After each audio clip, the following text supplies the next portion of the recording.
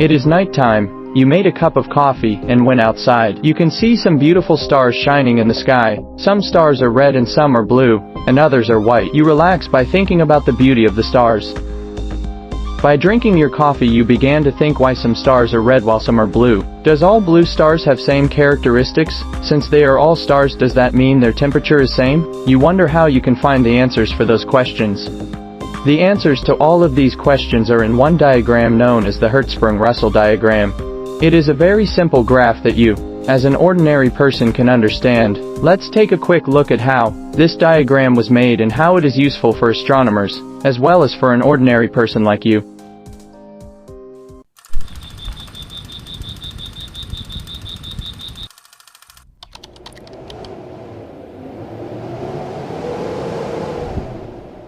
In the year 1665, the brilliant mind of Isaac Newton embarked on an extraordinary journey of experimentation. Through the simple act of passing sunlight through a prism, he unveiled the enchanting revelation that light, like a secret treasure, unfurled into a vibrant kaleidoscope of colors. From the passionate embrace of red to the tranquil embrace of violet, a glorious spectrum of nature's artistry was born.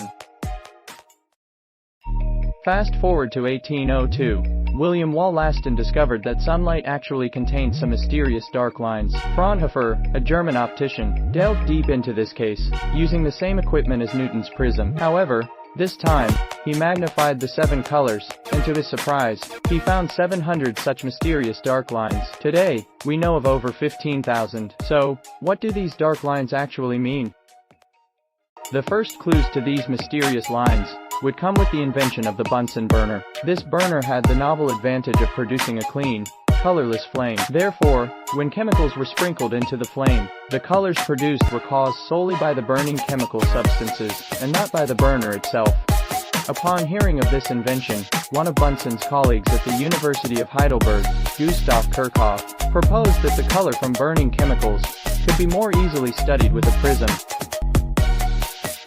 Bunsen and Kirchhoff, therefore, collaborated to construct spectroscopy equipment, which consisted of a prism and several lenses, with the purpose of magnifying and examining the spectra of chemicals. They promptly discovered that each chemical element produces its own characteristics. The central idea of this is very simple. Take an element, place it in the Bunsen burner, and view the resulting light through the spectroscope. Each element will produce their own spectrum. For instance, hydrogen generates its unique spectrum, and calcium produces its unique spectrum. Both spectrums are different from each other. Through this experiment, they were able to prove the origin of the dark lines in the sun's spectrum. They were caused by the chemicals present in the sun's atmosphere. During the decades following Fraunhofer's discovery of hundreds of dark lines, or the absorption lines of the sun's spectrum, astronomers were fascinated by the prospects of studying the spectra of the stars. Unfortunately, astronomers really did not know what they were doing. After all, no one really understood exactly why spectral lines existed in the first place.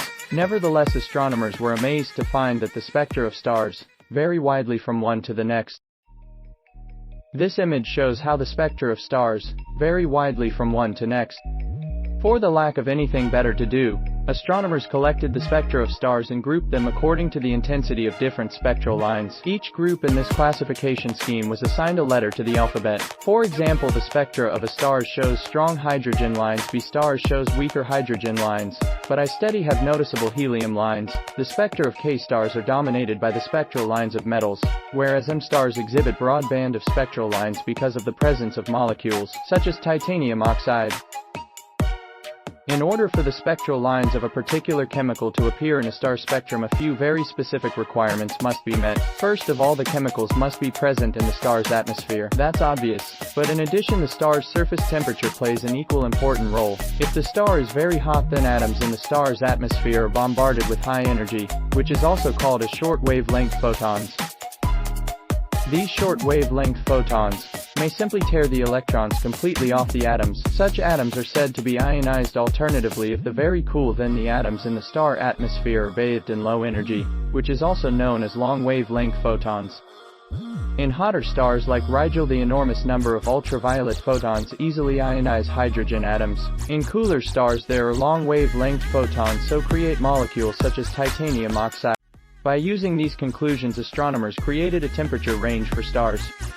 Annie J. Cannon and her associates discovered that the spectra of stars could be arranged in a particular order so that the intensity of the spectral lines varied smoothly from one to next. By using this whole data, two astronomers invented an ingenious way of looking at all this new data about the brightness and the spectra of stars. Between 1911 and 1913, independent at each other, Inner Hertzsprung in Denmark and Henry Norris Russell in USA hit upon the idea of making a graph. By using the data they had, they individually created the coolest graph in the astronomy. Since they both created it individually, by using their names, the graph was named as Hertzsprung-Russell diagram. And that's how the most important graph in the astronomy was created. This is a simple graph which the luminosity of stars are plotted against their surface temperature. Every dot represents a star whose brightness and temperature have been measured. The fact that the data fall into different distincts means that there are different kind of stars in the universe.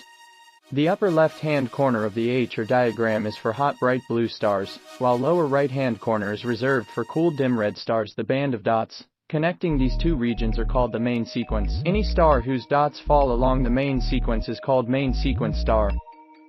The sun's luminosity and surface temperature are just right to place its dots squarely on the main sequence. The sun, therefore, a typical main sequence star. By using this diagram we can state the characteristics of a star.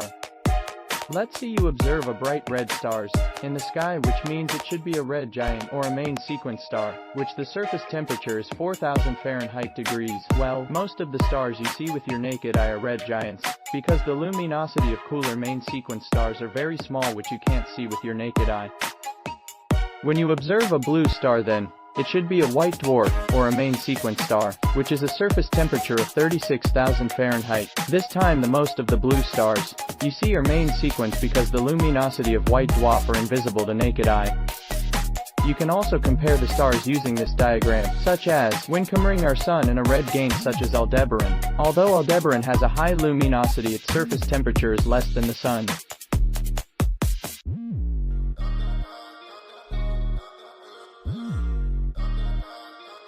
So, whenever you have time to gaze at the night sky, try using the Hertzsprung-Russell diagram to identify the stars you see on that night. If you have some friends, invite them to join you too. It will definitely be a fun activity for all of you.